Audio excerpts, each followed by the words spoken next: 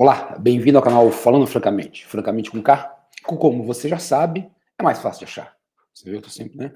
Então, nós continuamos aí com a nossa epopeia, a nossa busca do Velocino de Ouro, né?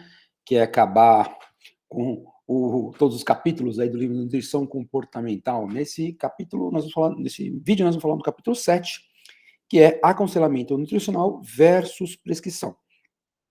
Ele é autorado pela Mariana Ulian, né, que é nutricionista e, ao que estava escrito aí da época do livro, também já estava no doutorado, já deve ser doutora, a Priscila Sato, idem, a Marla Varenga já era, né, e a Fernanda Sagliusi, que constava aqui como nutricionista, ou seja, todas são nutricionistas, e as três primeiras também estavam fazendo aí a parte da pós, desculpa, a doutora Marli já era doutora, e a Mariana e a Priscila faziam aí o doutorado.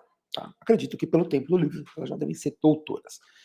Então, nesse livro aí, né, se nós formos ver o livro, né, a gente fazer um retrospecto aí dos capítulos do livro, nós vamos ver que até esse momento nós fomos, entre aspas, preparados para entender o que é a nutrição comportamental. Você vê primeiro a apresentação, porque é uma nutrição diferente, né? Eu não fiz desse, era só uma apresentação, mas tem fundamentos teóricos, capítulo 1, fundamentos teóricos sobre análise da mudança de comportamento, capítulo 2, atitude e comportamento alimentar, determinantes de escolha e consumo, capítulo 3, como a subjetividade influencia o comportamento alimentar, 4, dieta e seus efeitos no comportamento alimentar, 5, comportamento do consumidor e fatores que influenciam a escolha de alimentos, 6, nutrição comportamental para comunicação responsável em saúde.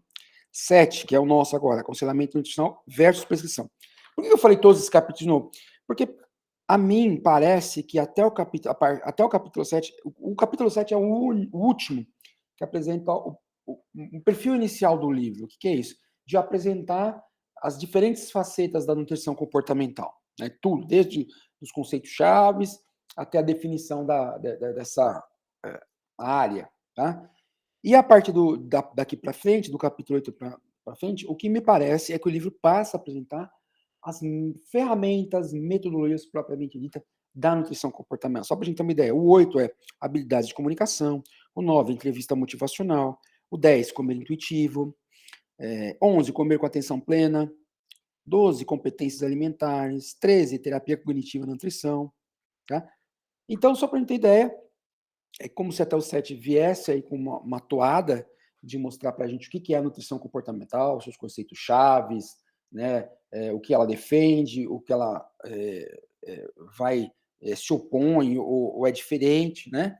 E esse capítulo aqui, o que mostra é a última coisa no qual ela é diferente, né? Justamente a prescrição, a abordagem tradicional do nutricionista, né? Do nutricionista, que seria baseada na prescrição, né? De novo, naquela visão clássica lá do que as pessoas comem alimentos, comem nutrientes e tal, versus a visão agora da nutrição comportamental, que a comida é um negócio muito mais amplo.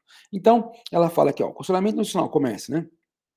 E que aí que fala que existem diferentes visões que concorrem para dizer o que é bom na alimentação de uma pessoa. Então, ela fala, por exemplo, da cultura, da tradição, da família, da experiência, ou seja, coisas que a gente já discutiu em outros capítulos. E, de outra forma, também há discursos que vêm do médico, da publicidade, da estética, discurso tradicional. Então, ela vê que aí ela fala, ó, então, de certa forma, se alimentar bem não é um conceito tão fácil, porque existem muitos discursos concorrentes, né? E, então, as pessoas acabam ficando confusas, né? Elas vão ficar confusas com esses montes de discursos concorrentes, tá? Então, a ideia, começa a falar no capítulo, é assim, né? Que o nutricionista, ele não deve ser, por exemplo, um calculador de dietas, eles usam esse termo, né? Calculador de dietas, um determinante de escolhas alimentares, né? Então, ele não deve ser isso, ele deve ser, por exemplo, aquele profissional que tem uma visão muito mais ampla, que nem a gente já falou, né? Da coisa da nutrição comportamental. Então, aí, de certa forma, que ela vai falando essas diferenças de aconselhamento versus prescrição, e ela apresenta o nutricionista por uma outra ótica, que é o nutricionista atuando como um terapeuta nutricional, né? Então, aqui, ela fala assim, por exemplo, o que é, vamos imaginar assim, qual que seria a diferença da terapêutica de um psicólogo, e no terapeuta nutricional. O terapeuta nutricional, ele vai falar sobre questões de alimentação e imagem corporal. Só, fica por aí. Qualquer outra coisa, né? Então, tem inclusive um momento que ela fala assim, como você sabe se, por exemplo, o terapeuta nutricional está extrapolando, está se perdendo, está extrapolando, vamos dizer assim, a função dele. Quando ele começa a fazer boa parte da sessão dele de terapia nutricional, falando de outras coisas que não sejam alimento, outras coisas que não seja a imagem corporal. Tá? Então, aí ela vai, ao longo desse capítulo, as autoras vão falando assim, o que se esperaria, né, de um terapeuta nutricional, né? Elas já falam que é uma abordagem diferente, que a pessoa provavelmente vai ter que buscar conhecimento, se beneficiar da experiência, né? E que nem todo nutricionista necessariamente ele vai gostar, se interessar ou vai se sentir confortável com essa abordagem. Elas falam isso, né? Então elas definem, aconselhamento nutricional é um encontro entre duas pessoas para examinar com atenção, olhar com respeito e deliberar com prudência e justiça sobre a alimentação de uma delas. Então, a ideia aí é a seguinte, né? Nós vamos falar, o nutricionista, agora o terapeuta nutricional e o cliente, né, dele, vão discutir a alimentação, mas sempre com a ideia, né? Embora, elas comentem aqui no capítulo, embora sim o cliente até acaba vendo e deva ver o terapeuta nutricional como uma pessoa que tem mais conhecimento sobre essa área, afinal ele estudou para isso, né? Conhecimento sobre essa área, sobre nutrição, sobre alimentação, ele, na verdade, ele vai vê-lo, apesar de ser essa posição de ter o conhecimento, não pelo modelo tradicional, onde o indivíduo que detém o conhecimento está aqui e o paciente está lá embaixo. Não, mas numa parceria, numa troca, né? Embora, isso até anotei aqui no fim do capítulo, né? O tempo todo se fala, por exemplo, um dos trechos aqui, mas eu estou falando da introdução, tá? Funcionamento nutricional versus prescrição, que é o nome do capítulo, é a introdução. Então, no geral, está extrapolando as questões da introdução, mas o tempo todo o capítulo fala dessa coisa de estabelecer uma relação de confiança, uma relação recíproca, de respeito, tal. Mas uma coisa que a gente tem que tomar claro aí, e os autores não falam isso, mas fica evidente que é um respeito, uma troca, mas não é uma troca, isso eu estou falando, agora eu estou falando a minha interpretação, tá? Não é uma troca igualitária, vamos dizer assim. Porque o terapeuta nutricional, ele vai saber muito mais do cliente, ele vai dar espaço, respeito, empatia, como elas falam aqui, que é olhar o mundo pelos olhos do outro e não olhar o seu mundo nos olhos do outro. É ter empatia pelo jeito dele, respeitar suas escolhas, suas decisões, seu estilo de vida. E esse relacionamento é fundamental para que o terapeuta e o cliente se conheçam. Então, eles vão conversar muito. Mas o foco que eu estou destacando aqui é para a gente não. E as próprias autoras deixam isso claro, né, mas não do jeito que eu estou falando, assim, que não é um relacionamento, uma troca, vamos dizer, de iguais, de amigos, porque o terapeuta nutricional não deve, por exemplo, ficar falando sobre sua vida pessoal, sobre outras coisas da sua vida pessoal. Ou seja, é um tipo de relacionamento de confiança, tá? Mas não vai ser uma confiança onde a troca ela ocorre, essa confiança ocorreu porque as trocas foram equivalentes. Quer dizer, eu falo da minha vida, ele fala da vida dele, ou seja, eu não sou um amigo, não sou, né, um colega que eu vou falar. Não, eu escuto, eu ouço, comento, né? Mas, em geral, eu fico mais na esfera ali do imparcial, no sentido assim, eu tenho sentimento, tenho empatia, eu respeito, eu sinto ali, eu entendo os sentimentos do indivíduo, levo em consideração, respeito os sentimentos dele, mas não me coloco enquanto indivíduo completo lá. E ele, sim, quer dizer, é lógico que, por exemplo, falar assim, é lógico que o cliente vai falar mais da vida dele, da história de vida dele relacionada a coisas que levam o terapeuta nutricional a entender a forma que ele vê a alimentação, né?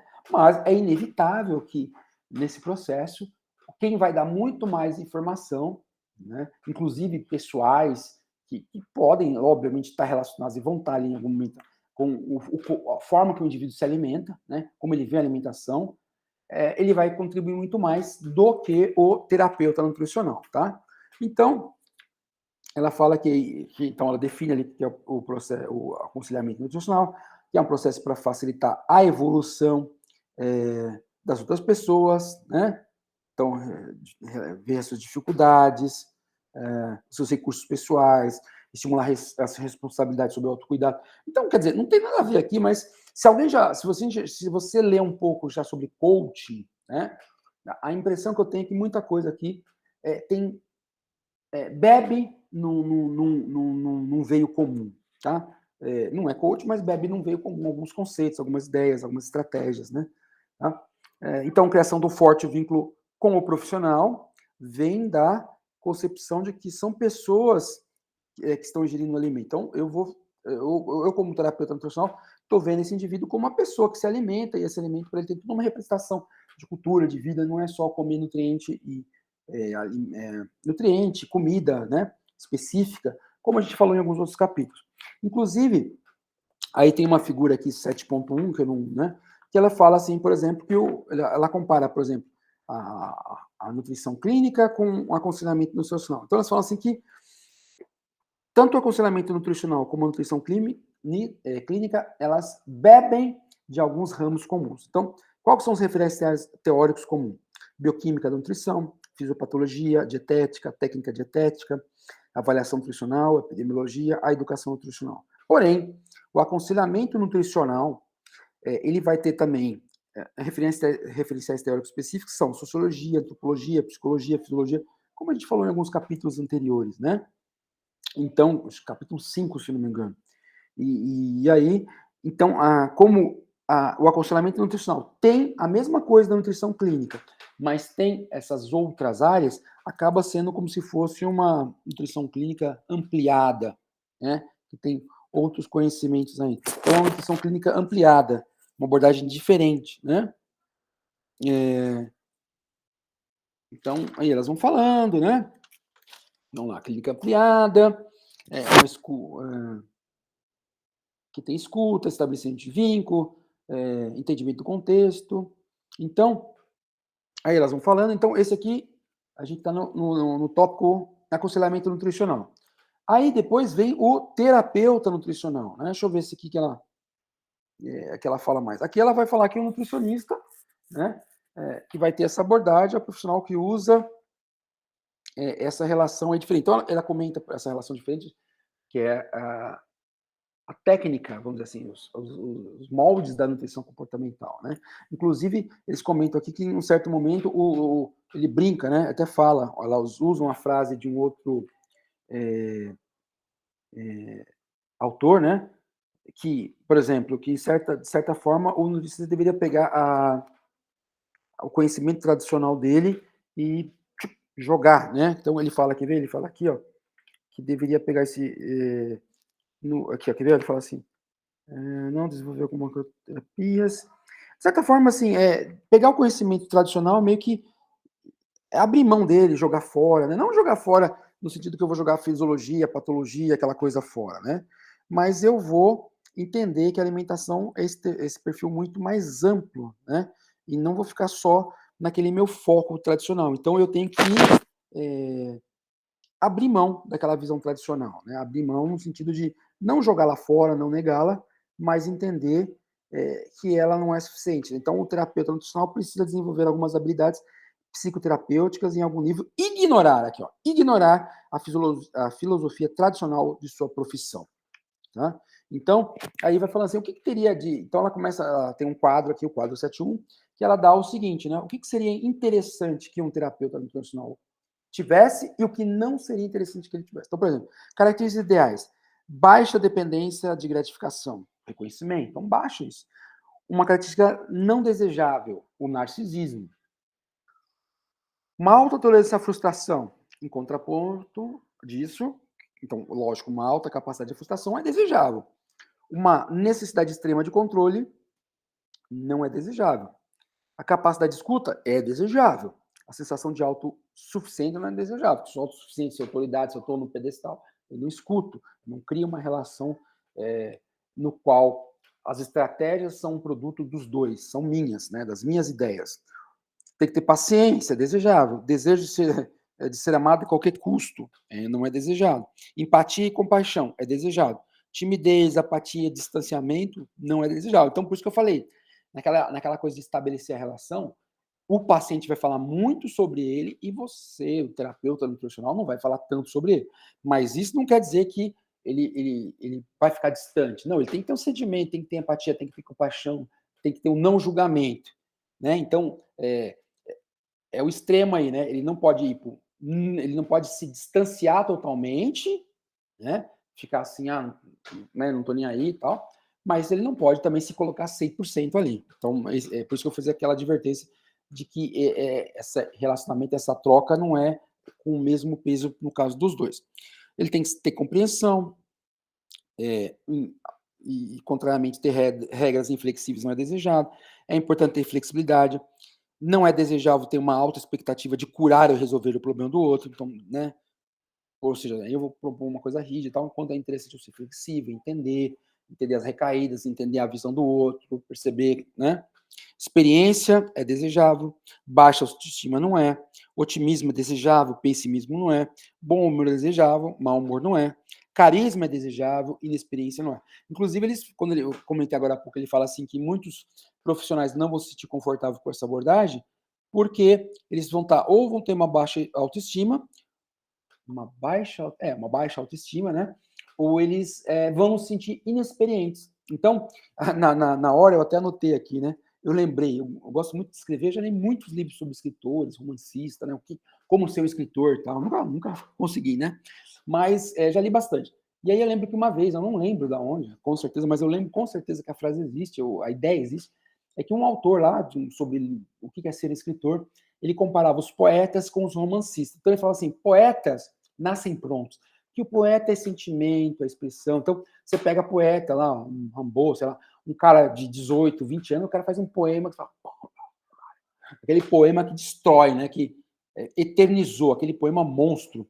Enquanto os romancistas são aqueles caras que os grandes romancistas, os romances vão ficando melhores à medida que o cara amadurece, vai ficando experiente, porque lidar com aquela ideia do romance, contextualizar a coisa ser verossímil, tudo aquilo que precisa para criar a realidade, as personalidades das personagens, tudo envolve muita experiência de vida. Tá? Então, o que ele fala aqui, as autoras falam assim que, de certa forma, a inexperiência é uma ameaça. Eles dizem, olha, a inexperiência, assim como a baixa autoestima, podem ser resolvidos. Né?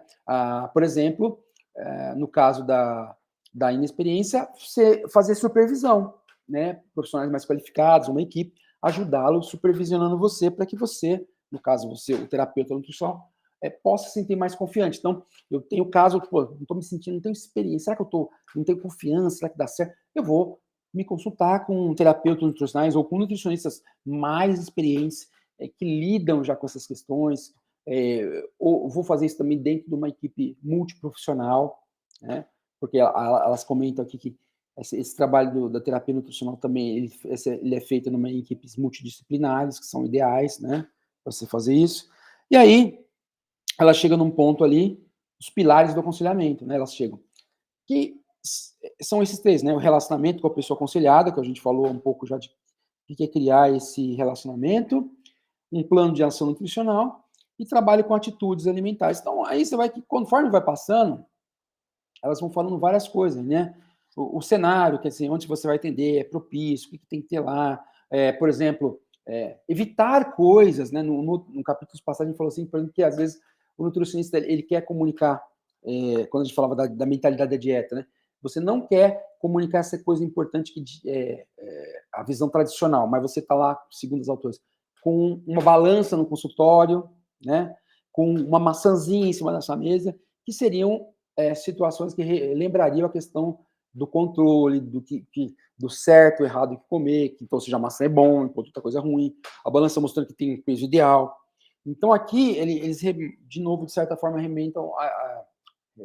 retornam, né, a esses conceitos. Então, por exemplo, não seria interessante que você chegue no consultório, já vai dar meus 20 minutos, que você chegue no consultório e tenha, por exemplo, revistas de fitness, revistas de moda, pessoa sarada, né? O consultório tem que ter, na sua apresentação, é, naquilo que vai chamar a atenção do cliente, é, coisas que mostrem para ele os conceitos não ligados à visão tradicional da alimentação e nutrição, que é essa visão tradicional de uma imagem corporal, a visão do alimento ruim, bom, do alimento saudável, não saudável, mas que remeta a coisas da alimentação correta, da visão, né? A postura, então, como se deve comunicar, ou seja, também se deve se comunicar de forma a não usar termos, ideias da nutrição tradicional, né? Não fazer perguntas, não fazer coisas que nem tem intenção, mas que inconscientemente mostra que você está sob o jugo lá da mentalidade direta. Fala assim, nossa, você fica tão bonita você está tão bem com esse peso, né? Então, falar referências a peso, fazer referências a um certo padrão de beleza. Então, ele vai mostrando, as autoras vão mostrando em pequenos subtópicos aí relacionados a como desenvolver o relacionamento. Então, isso vai do cenário, a sua postura, como você deve conduzir as sessões, né? Então, elas falam o que, de certa forma, o que perguntar, dizer para a pessoa, perguntar para a pessoa o que você espera dela, né? Então, ela dá, de certa forma, elas dão uns roteirinhos, assim, não roteirinho, mas comentam várias coisas que você pode usar para como estabelecer essa relação, né? Ela fala, por exemplo, nessa coisa do estabelecimento do vínculo, né? Uma coisa importante é a tal da entrevista motivacional, né? Que é justamente uma entrevista que tem por objetivo não criar motivação, porque várias teorias, os próprios livros aqui falam que você não cria motivação, né? Mas potencializar, ativar, descobrir, fazer o cliente perceber a motivação dele para a mudança de comportamento, de uma mudança mais que vai levá-lo a ter uma relação mais saudável com a comida, né? Aí fala sobre encerramento do tratamento, toda a ótica assim, se o tratamento, desde o tratamento ser enterrado é bom, né? Encerrado porque houve o cumprimento das metas, as metas foram atingidas, né? Aí você vai fazer uma retrospectiva, como foi a jornada, o que aconteceu, as conquistas, os objetivos. Pode, às vezes, acontecer um encerramento partindo do terapeuta nutricional por qualquer questão, pode ter N questões que levam ele a encerrar, mas aí ela não entra nos detalhes das questões propriamente ditas que levam o terapeuta nutricional a encerrar o tratamento. Mas, de certa forma, adverte que esse processo deva ser o menos traumático possível para o cliente. Por exemplo, dando tempo para que ele possa se acostumar, né? Então, brincando aqui, né? Mas é como se fizesse um aviso prévio, né? Olha, eu vou terminar, ó, a gente vai encerrar o tratamento, sei lá, por essa questão, mas a gente vai encerrar daqui a pouco, né? Vai dar um tempo, né? Fazendo um aviso prévio, para a pessoa se acostumar, permitindo que a pessoa faça uma transição mais suave, permitindo que a pessoa expresse os sentimentos delas em relação àquela mudança, né? Ela ficou frustrada, sentiu enganada, sentiu traída, deixa ela falar as coisas, mais ou menos isso. E também o encerramento pode partir do cliente, desde que ele não está satisfeito, e aí vai falando, né, quais são as possibilidades e como lidar com esse encerramento se ele vem do cliente. Aí fala das questões éticas, né, que aí a ideia, basicamente, eles começam com a frase assim, o terapeuta nutricional deve contribuir para a saúde mental do cliente, não para piorá-la. Então, por isso que a gente tem que ter, né? Então, ele fala, por isso, as questões do tratamento do indivíduo devem ser essas questões ligadas à alimentação, entendida pelo contexto da nutrição comportamental, né? Não é simplesmente comer, digerir e tal, mas é uma coisa ampla, e com a imagem corporal. E não, esses são os territórios, né? Então, não ficar falando de outras coisas. Ele dá um exemplo, né? Foge da ética do profissional, ficar falando de relações pessoais, por isso que eu falei, né? A troca, às vezes, o cliente, inevitavelmente, ele vai falar das relações pessoais, acredito eu, porque ele vai falar, olha, eu moro com tal pessoa tem essa mania de cozinhar isso, quer dizer, vai acabar entendendo aí aspectos pessoais da pessoa, mas porque influenciam a alimentação, enquanto o terapeuta nutricional não troca tanto, né? Vai falar, como é que fala? Não tocar tanta pessoa, né? Não tocar tanta pessoa, não fazer comentários sobre o corpo da pessoa, não dar conselhos religiosos para a pessoa, tudo seriam quebras de questões éticas, né? Eu lembro, por exemplo, não atender parentes do cliente sem que o cliente saiba e aprove isso, né? Estou batendo aqui, tá tudo bagunçado aqui. Quebrar o sigilo do tratamento, óbvio, né? Esconder informações do paciente, ou até da equipe que trabalha também com o paciente, né? Então, aí elas comentam em parte do capítulo aí que muitas vezes, vai acontecer agora aqui, né? Tem as situações, muitas vezes, que surge na relação, que a gente está falando ainda na questão do relacionamento com a pessoa aconselhada, surgem a transferência.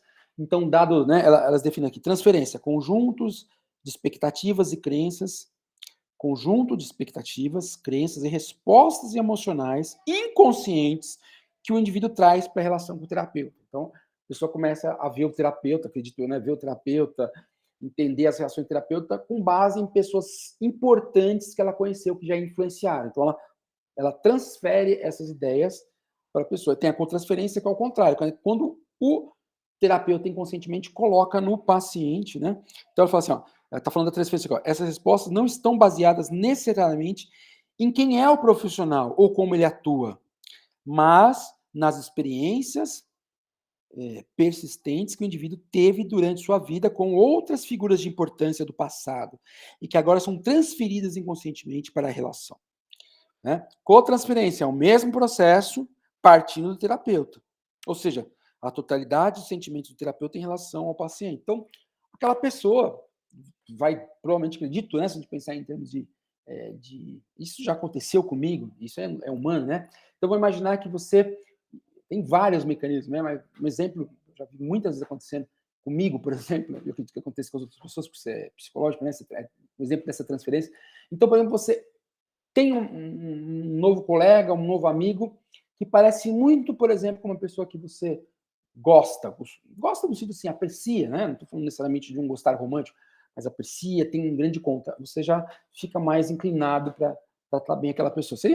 Não sei se é isso aqui, né? Exatamente vai acontecer no consultório, mas é uma forma de transferência. Né? Conscientemente, o contrário também é verdadeiro. Você vê uma pessoa que parece alguém que você não gosta, você faz uma transferência negativa. Quer dizer, aquela pessoa não tem nada a ver com aquela primeira que você conheceu e tem alguma relação significativa. Estou falando só de aparência, né? Não estou nem falando de postura, de forma de atuar, etc. Estou falando só de aparência. Então, se você começar a reparar, provavelmente isso já aconteceu isso com você. Só a aparência de uma pessoa que você tem muito em conta, de alguma maneira é especial para você, aí você vê outra pessoa parecida, você já tende a ter as suas impressões iniciais modificadas por isso. Tá? Então, fala da transferência, da contransferência, da resistência, né? Que é o boicote, ou os obstáculos que o paciente, né, sente em relação ao tratamento. Geralmente, ocorre porque as práticas disfuncionais que a pessoa tem, ou seja, aquilo que a gente acha que precisa ser modificado, aqueles comportamentos que precisam ser modificados na educação da pessoa, elas têm recompensas secundárias. Então, embora a gente acredite que elas não são positivas, algum tipo de benefício secundário a pessoa tem, inconsciente. Né? Então, às vezes, ela cria resistência para não mudar.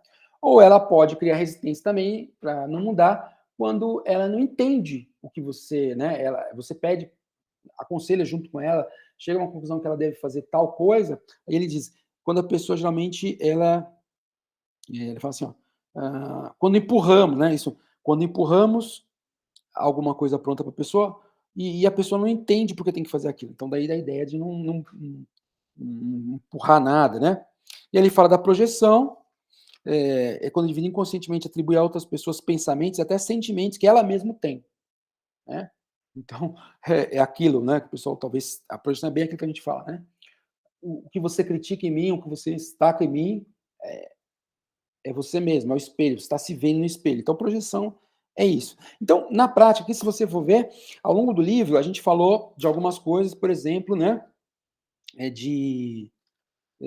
falou daquela coisa que a nutrição comportamental se baseia muito no comportamentalismo, do behaviorismo, mas em alguns capítulos se usa um referencial da psicodinâmica, né, do Freud. E se você for ver nesse capítulo, quando a gente fala de projeção, de transferência, cotransferência, resistência, é tudo isso. Inclusive, no capítulo eles falam, olha, esses são conceitos da psicodinâmica, né, da linha da psicodinâmica, não do comportamentalismo, não behaviorismo, e são muito complexos. Então, aqui a gente vai só pincelar para você entender que eles existem e saber o que é. Então, ou seja, no capítulo fica óbvio que sem um treinamento muito grande, né, sem uma supervisão, treinamento, você não vai entender isso.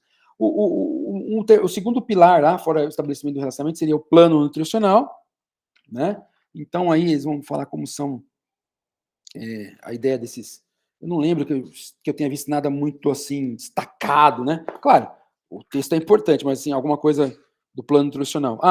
Tinha a lista, né? O plano nutricional tem. O que acontece no plano nutricional? Se determina o objetivo do tratamento, a modalidade, se vai ser ambulatório, consultório, hospital do dia, internação, visita domiciliar, abordagem do tratamento, né? Se vai ser educação alimentar, nutricional, de terapia, aconselhamento. Então, quando fala de plano nutricional, aqui ela está fazendo uma visão geral, não só do aconselhamento nutricional, está falando tudo que cabe no plano nutricional, elas estão falando, né? Que equipe que vai ser envolvida? É disciplinar, é multi, é transdisciplinar, quais profissionais vão estar envolvidos? Ela fala com que frequência, duração, custo dos atendimentos, forma de avaliação, ações detalhadas que o terapeuta nutricional vai propor como tratamento, né? As metas detalhadas, ou seja, aqui nesse capítulo do plano, desse capítulo subtópico do plano nutricional, ela detalha esses pontos aí. E por último, ela vai falar de trabalhar com as atitudes alimentares, né? E aí que quando eu tenho tratamento com as atitudes alimentares, que na abordagem tradicional, na mídia, é comum a educação nutricional, né? Pensando em alimentos individuais, né? Aquela coisa. Então, isso vai criar um cenário confuso, um cenário que é promotor de culpa, aquela coisa do bom, do mal, do engordante, né, não engordante, do saudável, não saudável. Então, ela fala que vamos trabalhar com atitudes que evitem isso, porque isso vai gerar confusão, vai gerar culpa, vai promover uma preocupação com relação à alimentação. Então, quer dizer, alimentação tem que ser uma coisa boa, prazerosa, algo importante na esfera da vivência humana, tem que ser, né? Se alimentar, a gente pode ver, não é aqui que está falando, mas o pessoal sempre fala com vários livros que a gente lê, né? Não existe uma festa, não existe. Então, a alimentação para a gente, ela representa tudo que é bom, tudo que é interessante, né? Então, abordagem da nutrição alimentar, essa abordagem tradicional, ela acaba, por exemplo, se gera uma preocupação excessiva, por exemplo, com a imagem, com determinada imagem corporal, a própria alimentação, que devia ser um dos prazeres que a gente tem nesse mundo aí tão complicado, se torna um problema a mais, se torna uma ansiedade, né? Então, aí ela fala do contexto multidisciplinar, né?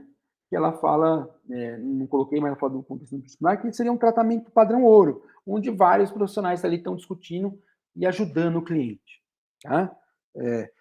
Porque aí, então, quando você vai estar tratando com clientes, a abordagem multidisciplinar e tal, vai dizer que o cliente, que esse trabalho somado de diferentes pessoas, com diferentes experiências, com diferentes expertises, segundo elas falam, vai ser muito mais que um somatório, né? Ou seja, você vai pegar partes que vão tornar um todo maior do que simplesmente a adição das partes, né?